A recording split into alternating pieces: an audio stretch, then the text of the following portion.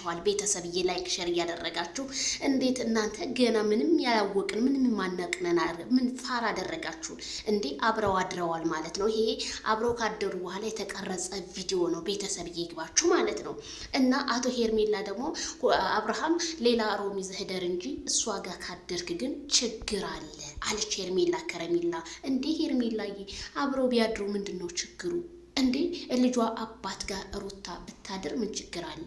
ሩቲ ደግሞ ሆናለች አይ እኔ አላድርምም እዚሁ ቁጭ ብዬ ተፋጠን ካሁን በኋላ ሁሉም ነገር እንደ በፊቱ አልተውህም አለችው። አብርሃም አማራጭ አጥቶ አዝኖ ቁጭ አለ። እንደዚህ አማራጭ ከምታጣ ወንድምየው ማይክል ጃክሰን ከምታጣብን ማለት ነው እንዴ ያው ሚስቴ ናት ብትል እኮ ህዝቡ ያምናል። እናምናለን እኛ ወይም አስገድደው ከሆነ ሁለቱም እኛ አንድ ምልክት ብቻ ሳየን እኛ ኢትዮጵያኖች ይገባናል። ተገደህም ተሆነ ሄርሜላ ማስገድዳ ከሆነ በጥቅሻኛ የሚገባ ልጆች ነን። እና ቤተሰብ እንደው ከዛሬው ቪዲዮ በጉጉ ሲጠበቅ የነበረው ቪዲዮ ይሄ ሆኖ ቀረ እንዴ? ተኝተን የሆነ እንዴት ነው በትራስና በትራስ ተከፋፍለንም ተኝተናል አላችሁ። እኛ እንዴት እንመናችሁ? ላይፋችሁን አሳልፋችሁ ከዛ ይሄን ለቀቃችሁልን።